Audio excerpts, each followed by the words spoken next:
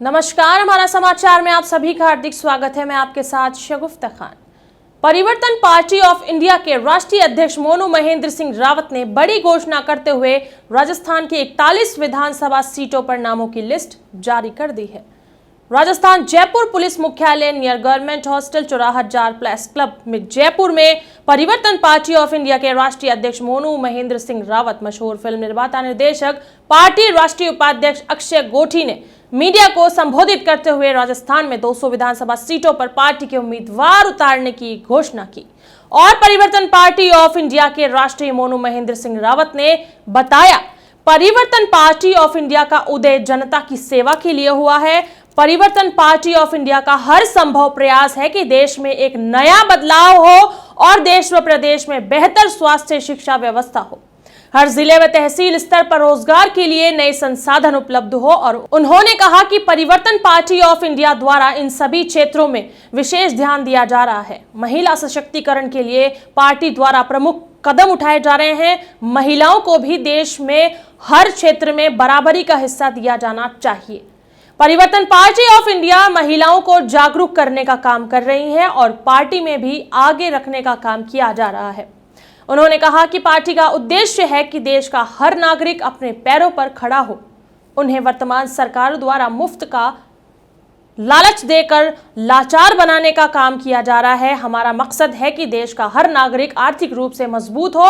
इसी के दौरान इस कार्यक्रम में पार्टी के पदाधिकारी लीलाधर सहदेवड़ा, फिल्म निर्माता निर्देशक सत्यवान पारिक, अतर सिंह मीणा, शंकर सैनी, राजेश पोरवाल सीकर, धोद विधानसभा प्रत्याशी विमल जी सीकर, विधानसभा प्रत्याशी लक्ष्मी नारायण गुर्जर, बहरोड विधानसभा प्रत्याशी अनिल कुमार यादव, कामा विधानसभा प्रत्याशी मोहम्मद जाकिर खान, मेवाती आदर्श नगर विधानसभा प्रत्याशी नारायण प्रजापति, विद्याधर नगर विधानसभा से प्रत्याशी घनश्याम लावट, बगरू विधानसभा प्रत्याशी योगेश खींची, टोंक देवली उनियारा विधानसभा प्रत्याशी पूजा गुर्जर, बांसवाड़ा बागीदौरा विधानसभा प्रत्याशी महेंद्र भगोरा, भरतपुर नदबई विधानसभा प्रत्याशी कुशवाहा, जोधपुर भीलवाड़ा विधानसभा प्रत्याशी राजू योगी, बीकानेर श्री डूंगरपुर मांगीला स्वामी बारा, अंता विधानसभा प्रत्याशी राम सिंह मीणा, सीकर श्री माधोपुर विधानसभा प्रत्याशी अमित कुमार झालावाड़, झालरापाटन विधानसभा प्रत्याशी नरेंद्र और सवाई माधोपुर विधानसभा प्रत्याशी जीतराम मीणा, टोंक विधानसभा प्रत्याशी राम सहाय यादव,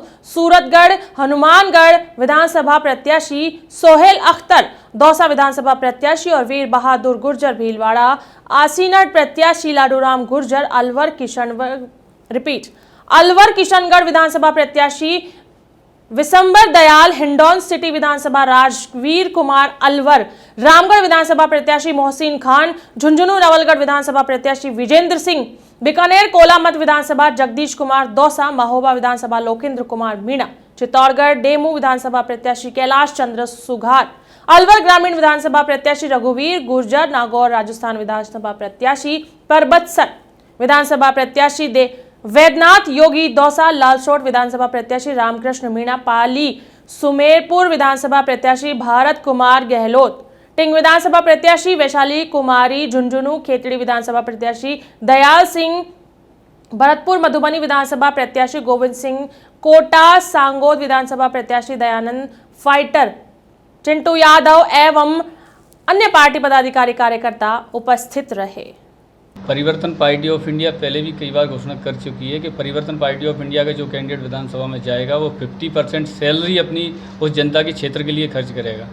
ठीक है, और ये लोग अभी तक क्या करते हैं कि जैसे मान लो एक बार विधायक बनता है या 2 बार विधायक बनते हैं, 2 बार की उसको पेंशन मिलती है। परिवर्तन पार्टी ऑफ इंडिया सत्ता में आती है तो उस पेंशन को ख़त्म किया जाएगा, क्योंकि जो बुजुर्ग 320 रुपये जो उसको पेंशन मिलती है उसको लाइन में लगना पड़ता है और 200 किलोमीटर से लेने के लिए शहर में जाता है। तो बताइए उसका इतना तो किराया हो जाता है। जब सांसद मंत्रियों की विधायकों की इतनी बड़ी सैलरी मिलती है और 4-4 बार की मिलती है, तो क्यों एक कर्मचारी को और एक आम नागरिक को उस पर क्यों नहीं पेंशन मिलनी चाहिए? ईआरसीपी जो मुद्दा है, अभी रिसेंटली मतलब जो बीजेपी और कांग्रेस दोनों इस मुद्दे पे जो चर्चाएं कर रही है, तो ईआरसीपी को लेकर आपका क्या रहेगा स्टैंड?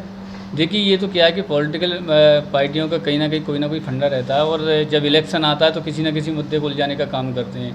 कभी भारत का लेते हैं, कभी पाकिस्तान का। क्या रहेगा इसमें? नहीं, परिवर्तन पार्टी ऑफ इंडिया देखिए हर क्षेत्र में मतलब शांति के उससे काम कर रही है कि, और हमारा जो फ्लैग भी है वो भी एक शांति का प्रतीक है।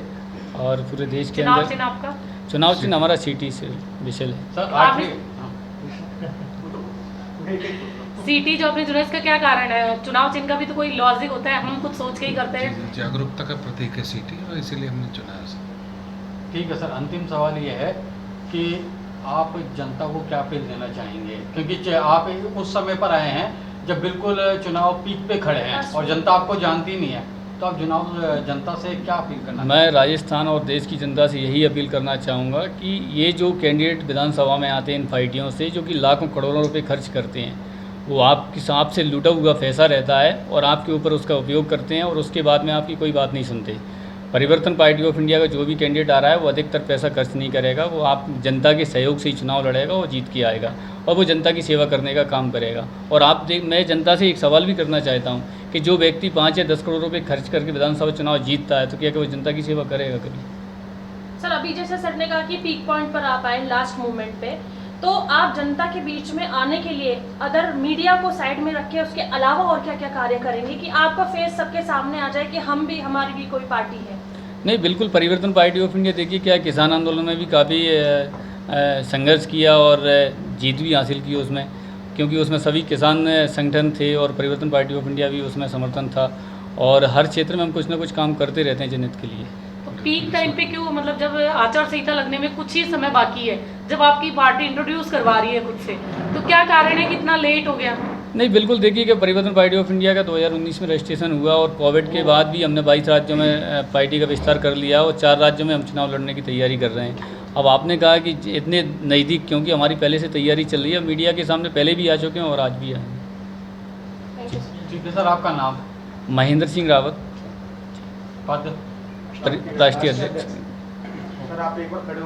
मैं इस पार्टी में अभी इन्होंने मुझे कल ही ज्वाइन करवाया है, पद अभी ये देंगे। आपका परिचय दे दीजिए। मेरा नाम सत्यवान पारीक है, मेरा फिल्म व्यवसाय है, मैं प्रोड्यूसर, डिस्ट्रीब्यूटर, एग्जीबिटर हूँ। यहाँ राजस्थान का रहने वाला हूँ, जयपुर मेरा निवास स्थान है, न्यू सांगानेर रोड पे मैं रहता हूँ। क्या क्या कार्य करने वाले हैं आप इस पार्टी के लिए? अब इस पार्टी को हमारे को आगे बढ़ाना है, क्योंकि अभी पार्टियाँ हैं वो क्या है, कोई भी ऐसा काम करने रही जो पब्लिक के इंटरेस्ट में हो। तो हमारा सबसे मुख्य उद्देश्य ये रहेगा कि हम जनहित में कार्य करें और जनहित में कार्य करने का हम प्रयास करेंगे और मेरा यही प्रयास रहेगा कि हम इस पार्टी को आगे से आगे बढ़ा पाऊँ, ये मेरा प्रयास रहेगा। आगे देखिए, आप लोगों का अगर सहयोग रहेगा ज़रूर हम आगे बढ़ेंगे।